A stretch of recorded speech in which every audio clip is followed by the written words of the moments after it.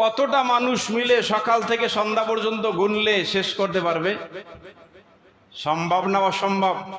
প্রত্যেক পশমের বিনিময় আল্লাহ পাক রব্বুল আলামিন এক একটা নেকি বান্দাদেরকে দান করবেন। সুবহানাল্লাহ, সুবহানাল্লাহ। সুতরাং এখানে পরহেজগারীর এক পরীক্ষা, যেমনি ভাবে আল্লাহ পরীক্ষা করেছিলেন ইব্রাহিম আলাইহিস সালামকে, কুরবানি করো সন্তানকে। বাপ এবং বেটা দুইজনে তৈরি হয়েছিল না একজনে পিছপা দিয়েছিল? সমান সমান না কম বেশি?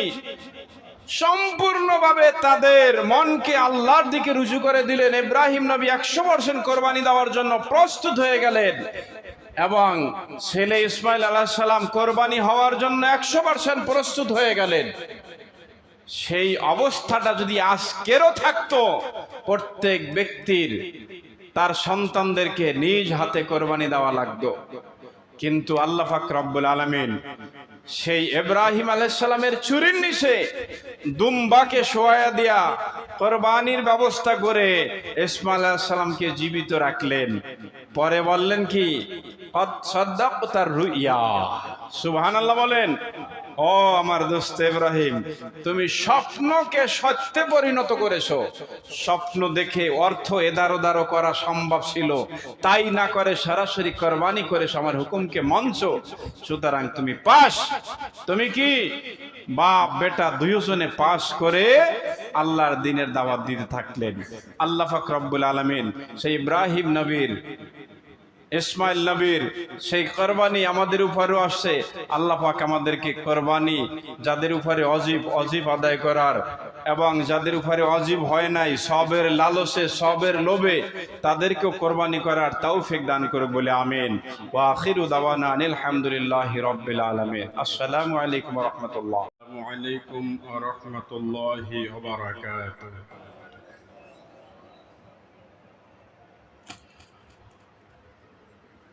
ইন্নাল হামদুলিল্লাহ والصلاة والسلام على رسول الله أما بعد فقد قال الله تعالى إن صلاتي ونسكي ومحياي ومماتي لله رب العالمين. وقال تعالى إن الله وملائكته يصلون على النبي يا أيها الذين آمنوا صلوا عليه وسلموا تسليما. اللهم صل على محمد وعلى آل محمد كما صليت على إبراهيم وعلى آل إبراهيم إنك حميد مجيد. اللهم بارك على محمد وعلى آل محمد كما باركت على إبراهيم وعلى آل إبراهيم إنك حميد مجيد. আলহামদুলিল্লাহ, মহান আল্লাহ পাক রব্বুল আলামিনের দরবারে অসংখ্য শুকরিয়া যে মহান রব্বুল আলামিন পবিত্র জিলকাদ মাসের শেষের দিন শুক্রবারে তার মহান হুকুম জুমার নামাজ আদায় করার উদ্দেশ্যে আমাদেরকে তার ঘর পর্যন্ত আসার, কাউকে কিছু নামাজ আদায় করার, পুনরায় কুরআন হাদিস মোতাবেক কিছু কথা বলার এবং শোনার নিয়তে পরিবেশে বসার মতো সুযোগ দান করলেন। সেই মহান প্রভুর আলিশানে শুকর গুজার করে সকলেই বলি আলহামদুলিল্লাহ। কত মানুষ অসুস্থতার কারণে হসপিটালে পড়ে আসে, ক্লিনিকে আসে, বাসায় অসুস্থ অবস্থায় পড়ে আসে। কত মানুষ দুনিয়ার কাজে কর্মের মধ্যে লিপ্ত আসে, কত মানুষ বিভিন্ন গুনার কাজের মধ্যে লিপ্ত আসে। কেহ মুসলমান দাবি করার পরেও জুমার নামাজে আসবেই না, কেউ আবার জুমার নামাজে আসবে অনেক পরে। এরকম বিভিন্ন সমস্যার মধ্যে মানুষ সময় কাটাচ্ছে, সময় অতিবাহিত করতেছে।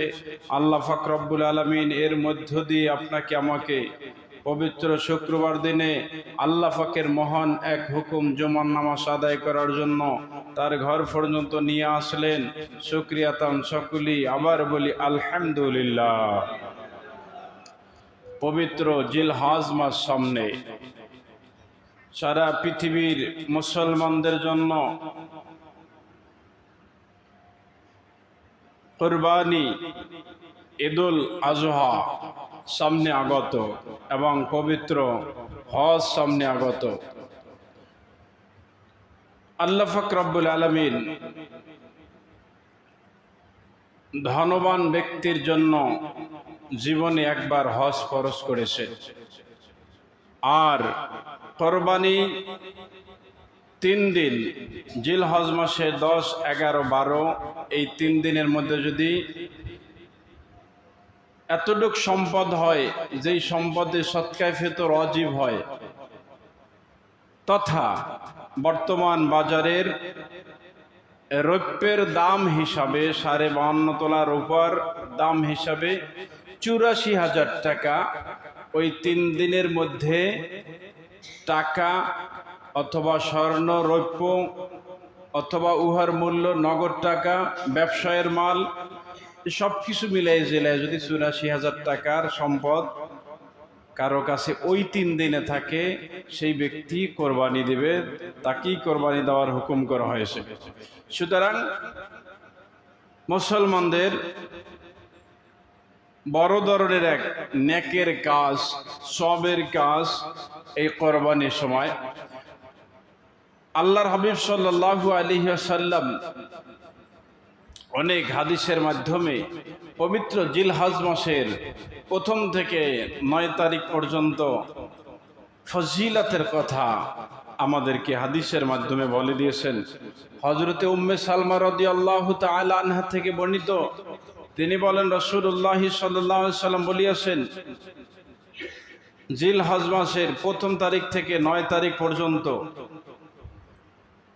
হাত পায়ের নখ, মাথার চুল, শরীরের অন্য অন্য পশম যেগুলি কাটতে হয় প্রতি সপ্তাহে, এগুলি এই জিলহজ মাসের চাঁদ দেখার আগে কেটে নিবে। এরপরে 10ই জিলহজ লোকেরা যখন কোরবানি করার কাজ সমাধা করবে, এরপরে হাত পায়ের নখ, চুল ইত্যাদি যদি কাটে, তাহলে ওই ব্যক্তিদের আমল নামায় আল্লাহ পাক কোরবানির সব দান করবেন। সুবহানাল্লাহ। তবে ধনী ব্যক্তিদের, যাদের উপরে কোরবানি ওয়াজিব, অবশ্যই তাদের কোরবানি দিতে হবে। হাত পায়ের নখ কেটে কোরবানির সব আদায় করলে হয়ে যাবে, এরকম চিন্তা না করা। এটা ধনী গরিব সকলেই করবে, হাত পায়ের নখ, চুল ইত্যাদি কাটার ব্যাপারটা, আমলটা সকলেই করবে। কিন্তু যাদের উপরে কোরবানি ওয়াজিব, তারা অবশ্যই কোরবানির কাজ সেরে নেবে। এটা মুসলিম শরীফের হাদিস। হযরত ইবনে আব্বাস রাদিয়াল্লাহু তাআলা আনহু থেকে বর্ণিত, তিনি বলেন রাসূলুল্লাহ সাল্লাল্লাহু আলাইহি ওয়াসাল্লাম বলেছেন, 10ই জিলহজ এর আমল সমতুল্য আর কোনো আমল নাই। 10ই জিলহজ যে কোরবানির কাজ, এতে যে সব হয়, এই আমলের সমতুল্য আর কোনো আমল নাই।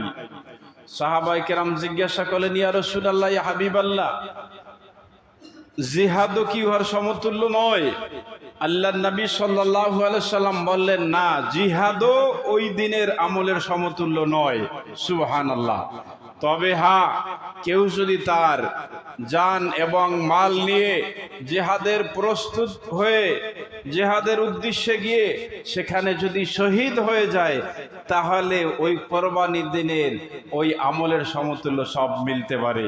বুখারী শরীফের হাদিস। সুবহানাল্লাহ, সুবহানাল্লাহ। হযরতে আবু হুরায়রা রাদিয়াল্লাহু তাআলা আনহু বলেন, রাসূলুল্লাহ সাল্লাল্লাহু আলাইহি সাল্লাম বলেছেন, জিলহজ মাসের প্রথম 9 দিনের ফজিলাত এই দিনের সমতুল্য দিন আর কোনো দিন নয়। এই জিলহজ মাসের প্রথম দিন থেকে শুরু করে 9 তারিখ পর্যন্ত প্রত্যেক দিনের রোজা এক বছর রোজা রাখার সমতুল্য। সুবহানাল্লাহ। জিলহজ মাসের 1 তারিখ থেকে শুরু করে 9 তারিখ পর্যন্ত প্রত্যেক দিনের একটা রোজা এক বছর রোজা রাখার সমতুল্য সব। সুবহানাল্লাহ। এই জন্য আল্লাহর হাবিব সাল্লাল্লাহু আলাইহি সাল্লাম বলেন, প্রথম তারিখ থেকে 9 তারিখ পর্যন্ত দিনে রোজা রাখা এবং রাত্রে ইবাদত বন্দি করা। রাত্রের ইবাদতের সম্পর্কে বলা হয়েছে প্রত্যেক রাতের ইবাদত শবে কদরের ইবাদতের সমতুল্য সব। সুবহানাল্লাহ। তিরমিজি শরীফের হাদিস। হযরতে কাতাদা রাদিয়াল্লাহু তাআলা আনহু থেকে বর্ণিত, তিনি বলেন, রাসূলুল্লাহ সাল্লাল্লাহু আলাইহি সাল্লাম বলেছেন যে আমার ধারণা, আমার বিশ্বাস, আল্লাহ তাআলা 9 জিলহজের রোজা পালনকারী ব্যক্তিকে সামনের এবং পিছনের 1 বছর, সামনের 1 বছরের গুনাহ মাফ করে দিবেন। সুবহানাল্লাহ। মুসলিম শরীফের হাদিস।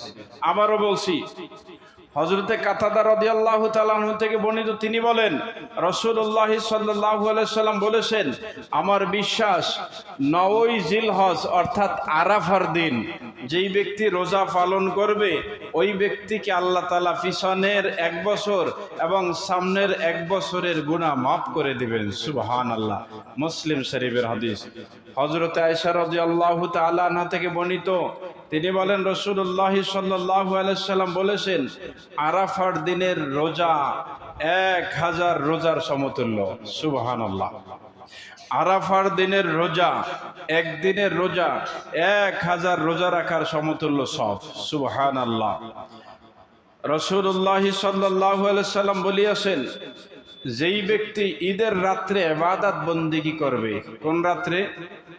ঈদের রাত্রে, অর্থাৎ 9 তারিখ দিনগত রাত্রে যেই ব্যক্তি ইবাদত বন্দেগী করবে, আল্লাহ পাক রব্বুল আলামিন কিয়ামতের ময়দানে ওই ব্যক্তিকে পেরেশানের মধ্যে ফালাবেন না, যেদিন সকল মানুষ পেরেশানের মধ্যে লিপ্ত থাকবে। সুবহানাল্লাহ। সুতরাং ঈদের রাত্রে ইবাদত বন্দেগী করার সওয়াব আছে না নাই? ফজিলত আছে না নাই? আল্লাহ রাসূল সাল্লাল্লাহু আলাইহি সাল্লাম বলেছেন কুরবানি করার ব্যাপারে, কুরবানি করার মানে হচ্ছে আল্লাহর নৈকট্য লাভ করা। এটা হযরতে আদম আলাইহিস সালামের সন্তান হাবিল কাবিল থেকেই শুরু হয়েছে। আদম আলাইহিস সালামকে আল্লাহ সৃষ্টি করে তার ভিতরে রূহ দান করলেন, এরপরে তিনি জান্নাতের মধ্যে বসবাস করতে থাকলেন। অকুলা মিনহা রগাদান হাইসু শি'তুমা ওয়ালা তাকরাবা হাদিহি শাজারাতা ফাতাকুনা মিনাজ জালিমিন। ইয়া আদাম উসকুন আনতা ওয়া যাওজুকা। আল্লাহ পাক রব্বুল আলামিন বললেন, আদম জান্নাতে বসবাস করো। তিনি জান্নাতের মধ্যে বসবাস করতে থাকলেন, কিন্তু মনের মধ্যে যেন একটা কি চিন্তা, তার মানে তার একজন সঙ্গিনী দরকার। আল্লাহ পাক তো সবই জানেন, সবই করবেন। আল্লাহ পাক আদম আলাইহিস সালামের বাম সাইডের একটা কাঠি বা হাড্ডি নিয়ে তৈরি করলেন হাওয়া আলাইহিস সালামকে। এখন লোক হইল কয়জন? 2 জন। আল্লাহ পাক তাদের মাধ্যমে বিবাহের ব্যবস্থা করে দিলেন। মহারানা ছিল সেখানে দুরূদ শরীফ পড়া। সুবহানাল্লাহ। তো বিবাহের ব্যবস্থা হয়ে গেল, 2 জনে জান্নাতের মধ্যে বসবাস করতে থাকলেন খুব শান্তিতে। আল্লাহ হুকুম করলেন, এখানে থাকো, তবে একটা শর্ত আছে, ওয়ালা তাকরাবা হাদিহি শাজারা। ওই যে গাছটা, ওটার কাছেও যাইবা না। জান্নাতের মধ্যে থাকো, খাও, যা মন চায় তা। কত গাছগাছালি, কত আনন্দ ফুর্তি, ফল ফলাদি ইত্যাদি সব ভোগ করো, কিন্তু ওয়ালা তাকরাবা হাদিহি শাজারা, একটা গাছ আল্লাহ দেখাই দিলেন, ওই গাছটার কাছেও যাইবা না। ফাতাকুনা মিনাজ জালিমিন, যদি যাও তাহলে জালেমদের অন্তর্ভুক্ত হয়ে যাবা, জালেম হয়ে যাবা। হুকুমটা কার? আওয়াজ জোরে হবে, হুকুমটা কার? আল্লাহ পাকের হুকুম। তারা জান্নাতের মধ্যে বসবাস করতে থাকলেন। হঠাৎ করে ইবলিস এসে বললেন, তোমরা কি শান্তির মধ্যে আসো? হ্যাঁ। এখানে থাকতে চাও? হ্যাঁ, আমরা এখানে থাকবো। আল্লাহ তোমাদেরকে এখানে থাকতে দিবেন না। যদি থাকার চিন্তা তোমাদের মাথায় থাকে, ওই যে গাছটার ফল খাইতে নিষেধ করছে, ওইটা খাইয়া নাও, তাহলে থাকতে পারবা। বুদ্ধি দিল কে? জোরে বলি, কে বুদ্ধি দিল? শয়তান বুদ্ধি দিল। আদম হাওয়া বললেন, না, এটা আল্লাহ নিষেধ করছে, খাবো না। আরে খাও, যদি না খাও তাহলে জান্নাত থেকে বাহির হয়ে যাওয়া লাগবে, আর যদি খাও তাহলে এখানে থাকতে পারবা। বুদ্ধি উল্টা না দেখলা? উল্টা। মহিলা মানুষ হাওয়াকে সুন্দরভাবে বুদ্ধি টুদ্ধি দিয়া তার মনটাকে ঠিক করলেন, খেয়ে ফেললেন। ফল খাওয়ার সাথে সাথে জান্নাতের পোশাক আদি খুলে গেল, এখন উলঙ্গ। জান্নাতের মধ্যেই কোনো গাছ থেকে হাওয়া আলাইহিস সালাম 5টা পাতা ছিললেন এবং তার শরীরের বিভিন্ন অঙ্গ প্রত্যঙ্গগুলির লজ্জাস্থান ডেকে নিলেন। কয়টা পাতা দিয়া? যার কারণে মহিলাদেরকে মৃত্যুর পরে 5টা কাপড় দিতে হয়। আদম আলাইহিস সালামকেও হাওয়া আলাইহিস সালাম বিভিন্ন কায়দায় বুঝাইয়া শোনাইয়া, অনেক কথাবার্তা, এখানে এত কথা বলা যাবে না, তো তাকেও গুস করলেন। আদম ফল খাইলো, পোশাক খুলে গেল, 3টা পাতা দিয়া তিনি তার লজ্জাস্থান ডেকে নিলেন। যার কারণে পুরুষদের জন্য মৃত্যুর পরে কয়টা কাপড়? 3টা কাপড়। আল্লাহ পাক দুইজনকে দুনিয়ার মধ্যে ফালাইয়া দিলেন। দুইজন এক জায়গায়, একজন সরমদ্বীপে সিরিয়ায়, আর একজন মক্কার জেদ্দায়। 3.5 থেকে 360 বছর কান্নাকাটি করতে থাকলেন দুইজন দুই জায়গায়। লোকজন আছে পৃথিবীতে আর নাই। কান্নাকাটির পরে আল্লাহ যখন তাদেরকে মাফ করে দিবেন, দুইজনকে একত্রিত করলেন আরাফার ময়দানে। আরাফা মানে পরিচয়, দুইজনের সাথে একসাথে পরিচয় হয়েছে ওখানে বসে এতদিনের পরে, যার কারণে জায়গাটার নাম হয়েছে আরাফা। আরাফা মানে কি? পরিচয়, একজনের সাথে একজনের পরিচয়। যেই জায়গাটায় পরিচয় হয়েছে জায়গাটার নাম আরাফা। আল্লাহ পাক তাদের গুনাহ অফরাত ওখানে মাফ করে দিলেন। যার কারণে কিয়ামত পর্যন্ত যত হাজী সাহেবানরা হজ করার উদ্দেশ্যে যাবে, আরাফার ময়দানে অবস্থান করা নির্ধারিত একটা টাইম, নির্দিষ্ট একটা সময় ফরজ। কেউ যদি ইচ্ছাকৃত এই জায়গায় উপস্থিত না থাকেন, তার হজ বাতিল। আগামী বছর আবার হজ করতে হবে, এবছর নাই, কাজাও নাই, জরিমানাও নাই, আবার আগামীতে। সুতরাং ওখানে সকল হাজিদের পৌঁছা লাগবেই লাগবে, নির্ধারিত একটা টাইম থাকবে। কান্নাকাটি করবে, আল্লাহ পাক সকল গুনাহ মাফ করে দিবে, ইল্লা দাইন, পরের দেনাটা ছাড়া সব মাফ হয়ে যাবে। যেমন মা এবং আব্বার গুনাহকে, অপরাধকে আল্লাহ ওখানে মাফ করে দিয়েছিলেন, সন্তানদেরকেও কিয়ামত পর্যন্ত মাফ করে দিবেন। তবে শর্ত হচ্ছে, কোন গুনাহ মাফ হবে না? পরের দিনাটা মাফ হবে না আরাফার ময়দানে, আর বাকি সব গুনাহ আল্লাহ মাফ করে দেবে। সুবহানাল্লাহ। দুইজনে বসবাস করতে শুরু করলেন। আল্লাহ পাক রব্বুল আলামিন তাদেরকে প্রত্যেকবারে 2টা সন্তান দিলেন। 20 জোড়া, 40 জন। কয় জোড়া দিল? 40 জোড়া, 20 জোড়া। যখন তারা সন্তানরা, প্রথম দিকের সন্তানেরা যৌবনে পদার্পণ করলেন, যুবক যুবতী হয়ে গেলেন, বললেন, আদম আলাইহিস সালাম বললেন, ইয়া আল্লাহ, আমার সন্তানরা তো যৌবনে পদার্পণ করেছে, এখন তাদের বিবাহ দরকার, আপনি বলেন কিভাবে করব? আল্লাহ পাক রব্বুল আলামিন হুকুম করলেন, 1 জোড়ার ছেলে আর 1 জোড়ার মেয়ে হবে। প্রথম জোড়ার যদি ছেলে হয়, দ্বিতীয় জোড়ার কি হবে? মেয়ে হবে। প্রথম জোড়ার ছেলের সাথে দ্বিতীয় জোড়ার মেয়ের সাথে বিবাহ হবে, এটাই আদম আলাইহিস সালামের শরীয়ত ছিল, কারণ অন্য কোনো লোক তখন ছিল না। তো কাবিলের সাথে জোড়ায় যে মেয়েটা ছিল নাম আকলিমা, হাবিলের সাথে জোড়ায় যে মেয়েটা ছিল লাবিদা বা লুবাদা। এখন কাবিলের সাথে বোনটা অত্যন্ত পরিষ্কার সুশ্রী, কিন্তু হাবিলের সাথে বোনটা ওই রকম না। এখন আল্লাহ পাকের পক্ষ থেকে আদম যখন শরীয়তের হুকুম পাইলেন এভাবে বিয়াটা হবে, তখন আদম আলাইহিস সালাম সন্তানদেরকে বললেন, কিন্তু সন্তান বললেন আমি এটা মানি না। বাবার কাছে বললেন এটা আমি মানি না, আমার সাথে যে বোন হয়েছে ওই বোনটারে আমি বিয়া করব। তার মানে ওটা দেখতে শুনতে খুব পরিষ্কার সুচ্ছিরি।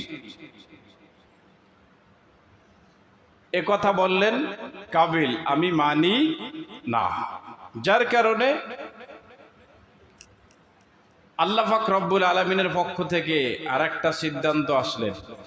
মাঝখানে কাবিল বললেন হাবিলকে যে আমি এটা মানি না, বরং তোমাকে আমি কি করব, একবার ফাইনাল দিয়ে দেবো, মারিয়ে ফেলামো, খুন করবো, যা কর। ওই সময় যে ভাষা তারা বুঝতো সেই ভাষায় বলছে এক কথায় মারিয়ে ফেলাইবে। হাবিল বলছে তুমি মারো আর যা করো, আমি আল্লাহকে বিশ্বাস করি, আল্লাহ যে সিদ্ধান্ত দিচ্ছে ওটা আমি মানি, তুমি আমারে মারলে মারতে পারো, আমি তোমারে মারবো না। এরপরে আল্লাহ পাকের পক্ষ থেকে সিদ্ধান্ত আসলেন, তোমরা দুইজনে কোরবানি করবে। এই কিন্তু কোরবানি শুরু, তোমরা দুইজনে কোরবানি করবে, কাবিল এবং হাবিল। কাবিল বেড়া, বকরি, মহিষ, গরু ইত্যাদি মানে লালন পালন করত, আর হাবিল সে কৃষির কাজ করত। তো দুইজনের সামান আছে, যে মাল কামাই করো ওটা নিয়ে পাহাড়ে রাখতে আসবা, আগামী দিন সকালে যাইবা, যাইয়া দেখবা যারটা পুরিয়া ছাই হয়ে গেছে তার কোরবানি কবুল হয়েছে, আর যারটা যেরকম রাখছো ওই রকম রয়ে গেছে ওরটা কবুল হয় নাই।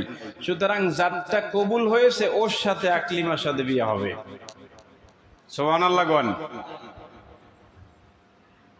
যার কোরবানি কবুল হবে তারটা আসমান থেকে একটা আগুনের অংশ এসে পুরাইয়া দেবে, আর যারটা কবুল হবে না ওরকম জায়গায় পড়ে থাকবে।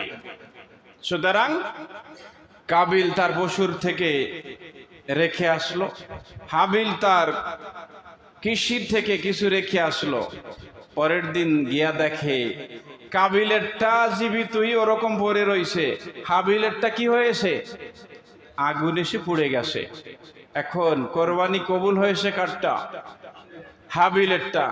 আকলিমাকে কে পাবে, ফয়সালা কার, আল্লাহর। এই ফয়সালা কাবিল মেনে নিল না। এই অবস্থার পরে আদম আলাইহিস সালাম গেল সফরে, চলে গেল। এদিকে কাবিল হাবিলকে খুন করলো। কেন খুন করলো, আমার সাথের বোনকে আমি বিয়ে করব, তোরে দিব না, এই কথা বলে ওরে খুন করে ওরে আকলিমারে বিয়ে করবে। এরপরে এখন মারা গেছে, এখন কি করবে? আপনারা যেরকম কবর দেন, ওই মানুষগুলা প্রথম মানুষ, তারা কি কবর বুঝে? কিছুই বুঝে না, কিছু জানে না, যতক্ষণ পর্যন্ত আসমান থেকে ফয়সালা না হবে। আল্লাহ পাক রব্বুল আলামিন দুইটা কাক পাঠায়া দিলেন। কাক মানে দুই ফেরেশতা। আয়সা কাবিলের সামনে দুইজনে ঠোকরা ঠুকরি করে একটা আর একটারে মারে ফেলাইছে। কোরআনে স্পষ্ট আসছে, একটা আর একটারে কি করছে, মারে ফেলাইছে। মারিয়া এরপরে মাটি সালাইয়া ওই জায়গায় ডাকিয়া রাখলো। এটা কাবিল দেখা বুঝতে পারছে যে এভাবেই করতে হবে, আমার ভাইটা যখন মরে গেছে ওরেও মাটি সালাই ওখানে রাখতে হবে। এই হলো কবর দেওয়া শুরু। তো সর্বপ্রথম হত্যা করেছেন কে? কাবিল। কিয়ামত পর্যন্ত যত হত্যা হবে, খুন হবে, সকল গুনার একটা অংশ কাবিলের আমলনামায় হাজির হবে। নাউযুবিল্লাহ। তো কোরবানি শুরু হলো। আজকের যদি ওই হাবিল কাবিলের সেই কোরবানির মতো আমাদের কোরবানিটাও যারটা কবুল হবে আগুনে সে পুড়ে দিত, তাহলে মনে হয় জমিনে গোশত সব থেকেই যাইতো, কোনোটাই পুড়তো না, ইল্লা ওয়াহিদ তাসনি, এক দুইটা সারা। কথা কি ঠিক না বেঠিক? কারণ তাদের সেই চিন্তাধারা আর আমাদের চিন্তাধারা আকাশ জমিন ব্যবধান। আমাদের অধিকাংশ লোকদের কোরবানিটার মধ্যে নিয়াত সহি নাই। বিভিন্ন কায়দায় বর্তমানে প্রতিযোগিতা চলছে, কার গরুটার কত দাম, কার গরুর ওজন কত, আছে না নাই? সম্পূর্ণ হারাম। কোরবানির কোন পশুর শরীরে কোন রং দেওয়া, সাজসজ্জা করা, কাউকে দেখাবার জন্য হাটে বাজারে ঘুরাইয়া ফিরাইয়া দেখানো, যেটা আমার কোরবানির গরু, বিভিন্ন কায়দায় দেখানো, যখন দেখাবে মনের চিন্তাটা তখন চলে যাবে আল্লাহকে বাদ দিয়ে অন্যদিকে, তখন এটা শিরকের মধ্যে গণ্য হয়ে যাবে। সুতরাং কোরবানিটা আল্লাহর দরবারে কবুল হবে না। আল্লাহ পাক রব্বুল আলামিন স্পষ্ট বলেছেন, লা ইয়ানালাল্লাহু লুহুমুহা ওয়ালা দিমাউহা ওয়ালাকিন ইয়ানালুহুত তাকওয়া মিনকুম। কোরবানির গোশতের টুকরো এবং রক্ত কোন অংশই আল্লাহর দরবারে কবুল হবে না, পৌঁছবে না, একমাত্র তাকওয়া, মনের ভীতি, মনের পরহেজগারি, মনের তাকওয়াটা আল্লাহর দরবারে পৌঁছবে, এটা ছাড়া কোনোটাই পৌঁছবে না। সুতরাং আমাদের যাদের উপরে কোরবানি ওয়াজিব, আমরা মাসালা জেনে নেব এবং সেই অনুমতে আল্লাহকে রাজি খুশির জন্য আমরা কোরবানির কাজ করব। বলেন ইনশাআল্লাহ। আল্লাহ পাক মহান রব্বুল আলামিন যাদের উপরে কোরবানি ওয়াজিব, এই কোরবানির দিনের এত গুরুত্বপূর্ণ সওয়াব পাওয়ার জন্য ওই ব্যক্তিদেরকে, এবং যাদের উপর ওয়াজিব না তারাও কোরবানি দিয়ে এত বেশি সওয়াব পাওয়ার জন্য আল্লাহ তৌফিক দান করুক, বলি আমিন। হাদিস শরীফে আসছে, আল্লাহ রসুল সাল্লাল্লাহু আলাইহি সাল্লামকে প্রশ্ন করা হলো, কোরবানি আমরা দিলে আমাদের ফায়দা কি, আমাদের লাভ কি? আল্লাহর নবী সাল্লাল্লাহু আলাইহি সাল্লাম বললেন, কোরবানি যখন করা হয় পশুকে, রক্তটা জমিনে পড়ার আগে আল্লাহর দরবারে কবুল হয়ে যায়। সুবহানাল্লাহ। এবং পশুর শরীরে যতটা পশম থাকবে, প্রত্যেকটা পশমের বিনিময় এক একটা নেকি ওই বান্দাদেরকে আল্লাহ দান করবেন। সুবহানাল্লাহ। আল্লাহর নবী সাল্লাল্লাহু আলাইহি সাল্লাম বললেন, একটা ভেড়া বা ছাগল বা দুম্বা, এদের শরীরে যতটা পশম হয়